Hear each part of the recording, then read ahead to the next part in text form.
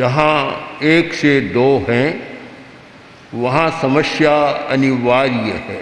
समस्या है, इस सच्चाई को हम स्वीकार करें और यह संसार समस्या से मुक्त हो जाएगा, ये कल्पना भी करना कठिन काम। समस्या रहेगी और आदमी सुलझाता रहेगा। अंधेरा आएगा, आदमी प्रकाश करता रहेगा। यह तो नहीं हो सकता कि अंधेरा आए नहीं, प्रकृति का नियम है, सूरज गया और अंधेरा हो जाएगा। पर आदमी पुरुषार्थ करता है, प्रयत्न करता है। कभी मोमबत्ती जला लेता है, कभी दिया, कभी लालटेन और कभी बिजली प्रकाश कर लेता है। हमारा पुरुषार्थ रहे कि अंधकार को हम प्रकाश में बदलते रहें। इसलिए हमारा पुरुषार्थ बहुत जरूरी है और सम्यक पुरुषार्थ हो तो काम भी सारा ठीक हो जाता है। पुरुषार्थ भी सम्यक होना चाहिए। अगर पुरुषार्थ प्रयोजन शून्य हो तो पुरुषार्थ भी निकम्मा हो जाता है। एक रास्ते पर लड़का जा रहा था, उसने देखा एक आदमी तो गड्ढा खोद रहा है और दूसरा फिर मिट्टी डालकर उसको भर रहा है। उसने देखा, बड़ा अजीब लगा कि बिना मतलब का काम, ये खोद रहा है, वह भर रहा है। आया, आकर पूछा, अरे भैया क्या कर रहे हो, क्या कर रहे हो? उसने उत्तर दिया कि एक हमारी टीम है, उसमें हम 3 आदमी हैं। एक आदमी गड्ढा खोदता है, दूसरा उसमें वृक्ष रोपता है और तीसरा फिर उसको भर देता है। आज वह बीच वाला आया नहीं तो हमें तो अपना काम करना है।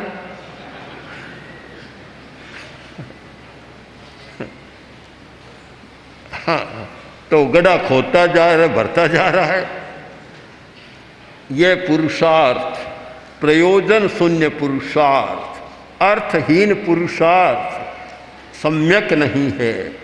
हमारा पुरुषार्थ सम्यक होना चाहिए, उसका कोई प्रयोजन होना चाहिए। तो समस्या से मुक्ति कहाँ हो सकती है?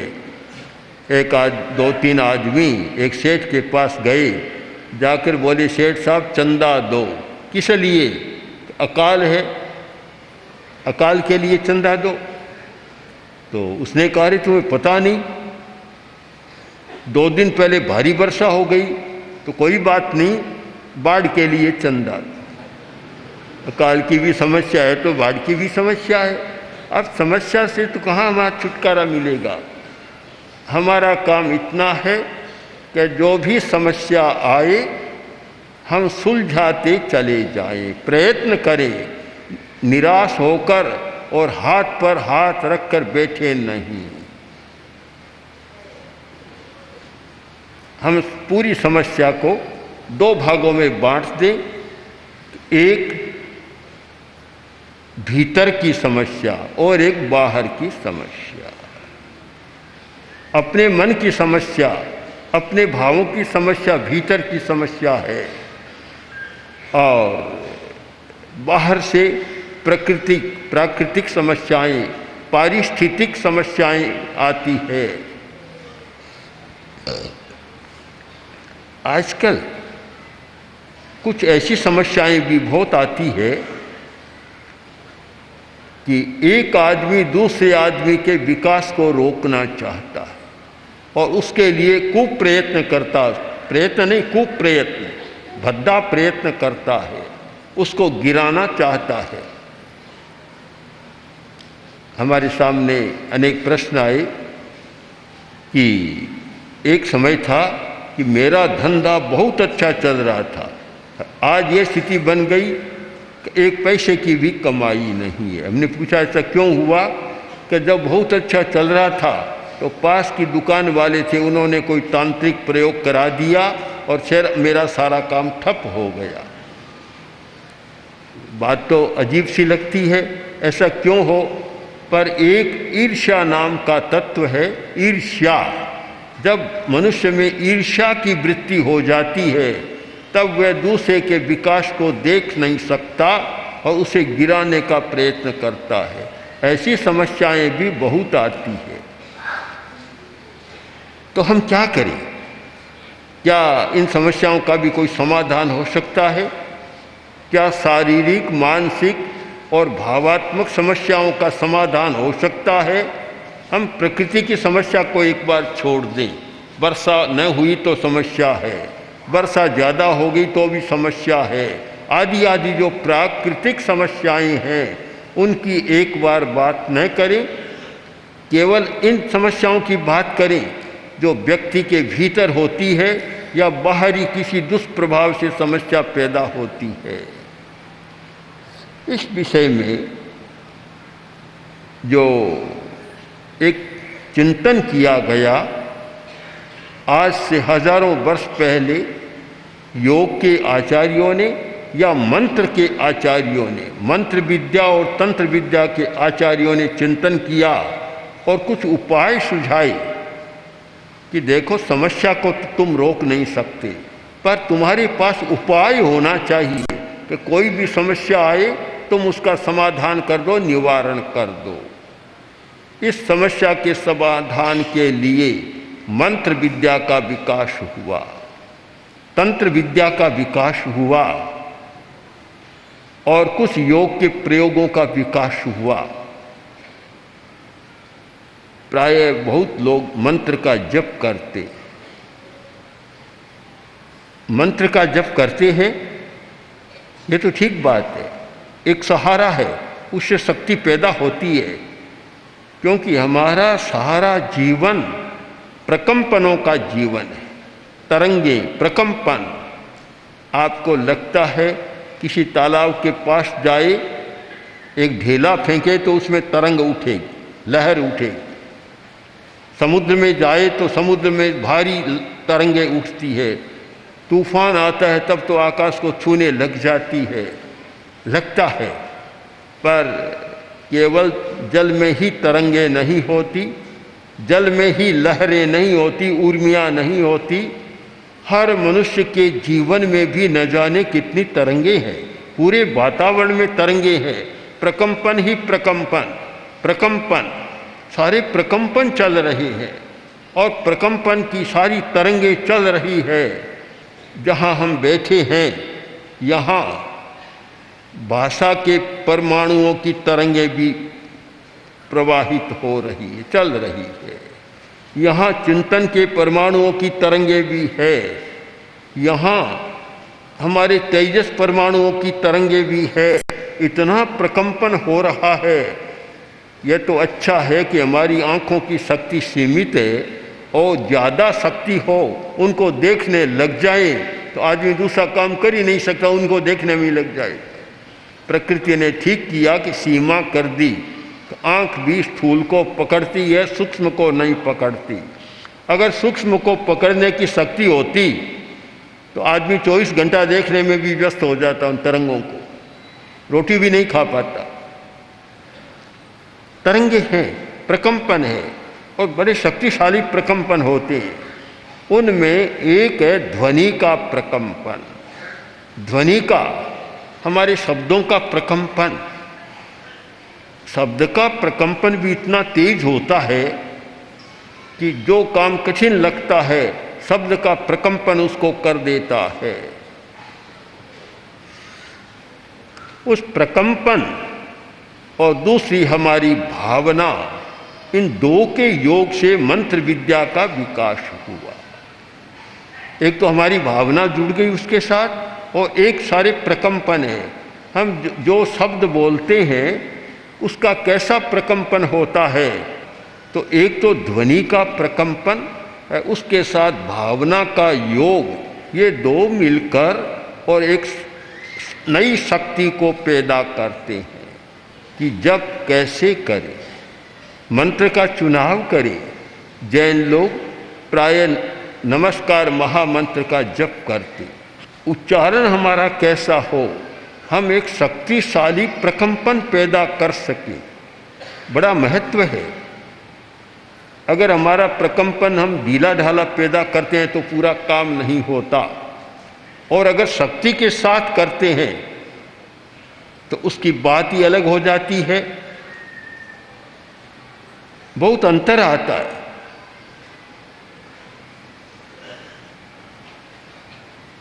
कोई भी ढीला ढाला शिथिल प्रकंपन अपना पूरा काम नहीं कर पाता। इसीलिए जप के लिए भी उच्चारण का बड़ा महत्व है। अब बोलेगा नमो अरहंताणं, नमो सिद्धाणं, नमो आयर्याणं, कोई ज़्यादा शक्ति नहीं बनेगी, शक्ति का चक्र नहीं बनेगा। वो एक उच्चारण उसका ठीक ऊर्जा के साथ, शक्ति के साथ हो। नमो अरहंताणं, नमो सिद्धाणं, नमो आयर्याणं, नमो उवज्झायाणं, नमो लोये सब्बशाहूणं। एक शक्ति का बलय बन जाएगा।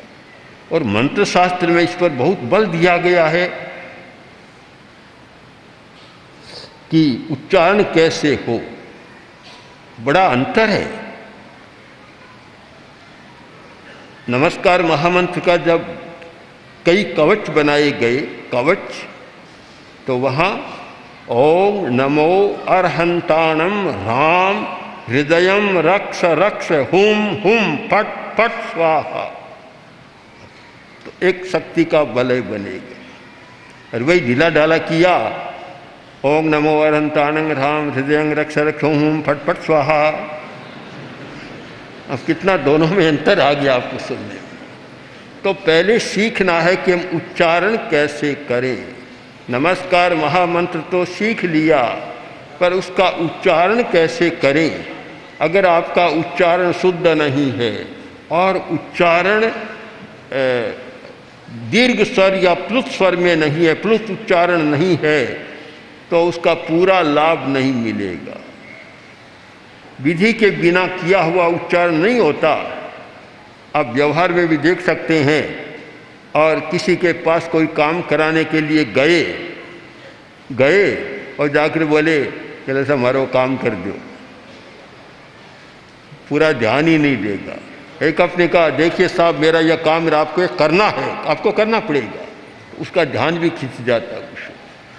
तो हम उच्चारण कैसे करें। उच्चारण की बड़ी कला है। संस्कृत व्याकरण में तो कहा गया कि गुरु उपाध्याय पढ़ा रहा है और खंडिके यानी विद्यार्थी ठीक उच्चारण नहीं कर रहे हैं, तो खंडिकाचार्य चपेटाम दद्यात्। खंडिकाचार्य का काम है एक चांटा जड़ दे, गलत उच्चारण करे एक चांटा जड़ दे।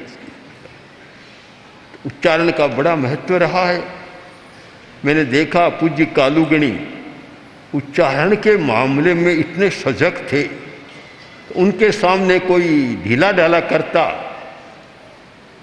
तो उनका एक शब्द बंधा हुआ था कि इनको काम को नहीं, लिपलो है, लिपलो है, लिपलो है, मेरा कमजोर उच्चारण है, लिपलो है, काम नहीं, उसे काम नहीं लेते। अच्छा उच्चारण होना चाहिए। आचार्य तुलसी ने उच्चारण के बारे में बहुत ध्यान दिया और जब आचार्य बने सबसे पहला काम किया कि साध्वियों को खड़ा किया कि लोगस से बोलो। लोगस का उच्चारण सुना। अब गुरुदेव को कैसे पसंद आता। फिर उनको शुद्ध कराया, पाठ शुद्ध कराया और उच्चारण पर बहुत बल दिया, ध्यान दिया।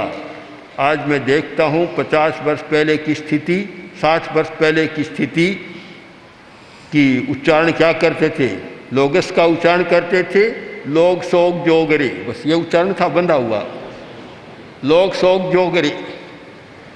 ये एक का नहीं था, हजारों का यही उच्चारण था। आज कोई छोटा बच्चा भी बोलेगा लोगस्य उज्जोय गरे धम्म तित्थ यरे जिने अरहंते चित्तई सम चौवी संपि केवली, शुद्ध उच्चारण करेगा। तो पहली बात है उच्चारण हमारा शुद्ध हो तो ध्वनि के तरंगे भी शक्तिशाली बनेगी। उच्चारण लिपला है, कमजोर है, तो ध्वनि की तरंगे बनेगी, थोड़ी दूर जाकर समाप्त हो जाएगी। एक तो तालाब में जाकर इतना सा कंकड़ फेंका और एक पत्थर फेंका, अब बड़ी तरंग किसकी बनेगी? कंकड़ फेंका उसकी बड़ी बनेगी या पत्थर फेंका उसकी बनेगी?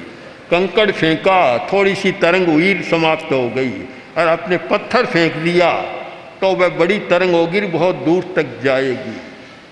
तो हमारा उच्चारण शक्तिशाली हो, शुद्ध हो, जिससे हम ध्वनि के प्रकंपन पैदा कर सके। दूसरी बात, उसके साथ भावना। कोरा ध्वनि का प्रकंपन ही काम नहीं देता, हमारी भावना जुड़े, हम जो कर रहे हैं उसके साथ तन्मय हो जाएं। तन्मय यानी जिसका ध्यान कर रहे हैं, जिसका जप कर रहे हैं, वही रूप हमारा बन जाए। तन्मय का मतलब वही रूप। जैसे पानी को गर्म किया और इतना गर्म हो गया कि पानी भी अग्निमय बन गया, इतनी उष्मा उसमें आ गई। वैसे ही अगर हम अरहत का ध्यान करते हैं, उस समय अपने आप में अनुभव करें कि मैं अरहत बन गया हूँ, अरहनमय बन जाए, सिद्धमय बन जाए, तन्मय। पहली बात है उच्चारण शक्ति शुद्ध और शक्तिशाली, फिर उसका अर्थबोध, और उसके साथ फिर हमारी तन्मयता। तन्मयता है, आप में वह परिणमन शुरू हो जाएगा।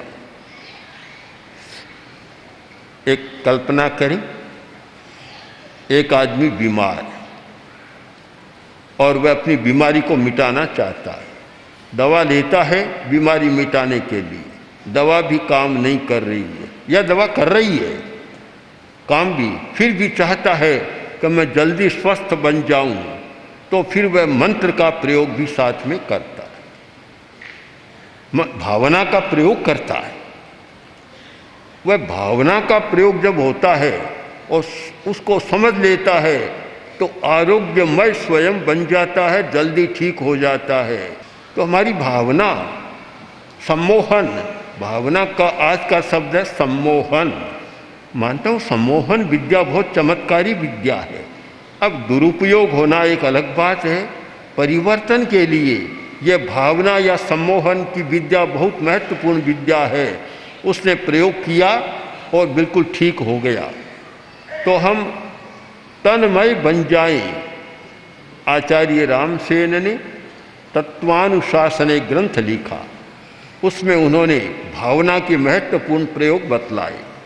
उन्होंने लिखा, अगर आपको शक्तिशाली बनना है, शक्तिशाली, तो आप बाहुबली को सामने रख लें, उनकी मानसिक कल्पना बना लें, मानसिक चित्र बना लें, उसके साथ तन्मय हो जाएं, आपकी शक्ति बढ़नी शुरू हो जाए।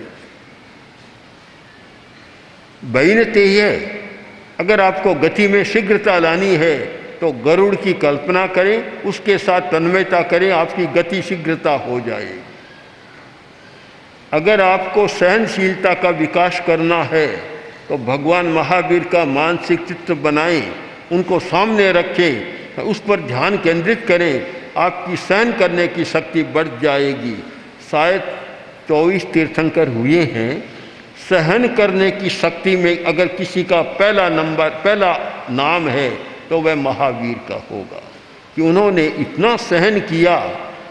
एक महान तीर्थंकर की अवस्था होने वाली है, उसमें भी उन्होंने साधना काल में जो सहन किया अद्भुत है। तो जो व्यक्ति देखे मेरी सहन शक्ति कमज़ोर है, उसको महावीर का ही जप करना चाहिए और फिर महावीर का मानसिक चित्र बनाकर और उसमें तन्मय हो जाएं, आपकी सहन करने की शक्ति बढ़ जाएगी। अनेक समस्याएं, अनेक प्रयोजन और प्रयोजन के अनुरूप चुनाव। एक ही मंत्र कोई सब में काम नहीं देता, अलग अलग हमारे प्रयोजन होते हैं और प्रयोजन के अनुरूप ही सारा चुनाव किया जाता है। अब किसी आदमी को डर लग रहा है, बहुत भयभीत है, भय की समस्या है। कोई आदमी बहुत ज़्यादा क्रोधी है, क्रोध को मिटाना है। कोई आदमी बहुत ज़्यादा लोभी है, लोभ को कम करना है। आदि आदि अनेक समस्याएं हैं। उन सब समस्याओं के लिए कोई एक ही आपको समाधान नहीं मिलेगा, मंत्रों का भी अलग अलग चुनाव करना पड़ेगा। जप करने की विधि हमें जान लेनी चाहिए। अगर आपके सामने या किसी व्यक्ति के सामने क्रोध की समस्या है तो हमें जप किसका करना चाहिए? ओम ह्रीं नमो अरहंताणम, सफ़ेद रंग के साथ मस्तक पर सफ़ेद रंग और सफ़ेद रंग में इन अक्षरों का ध्यान करें, जप करें, आपका क्रोध शांत हो जाए। अब जिस व्यक्ति को अंतर्दृष्टि का विकास करना है तो फिर बाल सूर्य का यहाँ ध्यान करना, ओम ह्रीं नमो सिद्धानंद का जप ज़्यादा महत्वपूर्ण होगा। जिस व्यक्ति को अपने ज्ञान का विकास करना, अध्यात्म का विकास करना है, उस व्यक्ति के लिए ओम ह्रीं नमो उवज्झायानं हरे रंग का, क्यों हरा रंग अध्यात्म का रंग है, तो हरा रंग अध्यात्म का रंग है। तो अगर आपको आध्यात्मिक विकास करना है तो फिर आपको ये हरे रंग का ध्यान ओम ह्रीं नमो उवज्झायानं करना है। और आप देखते हैं मुझे शांति चाहिए, कुछ समस्याएं हैं, कुछ और स्थितियां हैं, तो फिर नीले रंग का ओम ह्रीं नमो लोये सब्बशाहूनं। ये कोई ज़रूरी नहीं कि पांचों पदों का एक साथ हो, एक ही रंग में हो। जिसकी ज़्यादा ज़रूरत है उसका हम ज़्यादा प्रयोग करें, पूरे मंत्र का भी करें। और जिसकी ज़्यादा समस्या लगे कि मुझे तो क्रोध मिटाना है, शांति से जीना है, तो उसे फिर ओम ह्रीं नमो अरहंताणं का चुनाव करना होगा और सफ़ेद रंग के साथ उसी का ध्यान करना होगा। तो इस प्रकार थोड़ी जानकारी होनी चाहिए, इसलिए जप के महत्व को समझें और विधि पूर्वक जानकर करें तो उससे बहुत अधिक लाभ उठाया जा सकता है। और ये आसपास में आने वाली जो विघ्न और बाधाएं हैं, उन विघ्न और बाधाओं से मुक्ति पाई जा सकती है। और जयाचार्य ने अनेक समस्याओं को मिटाने के लिए ही विघ्न हरण मंगल करण स्वाम भिक्षुरो नाम, गुण ओलख समरण करे सरे अचिंत्या काम, इसीलिए तो सारी मंत्रों का विधान किया था। इसलिए हमें खूब गहराई के साथ उनको समझना है और उसका प्रयोग करना है। ओम।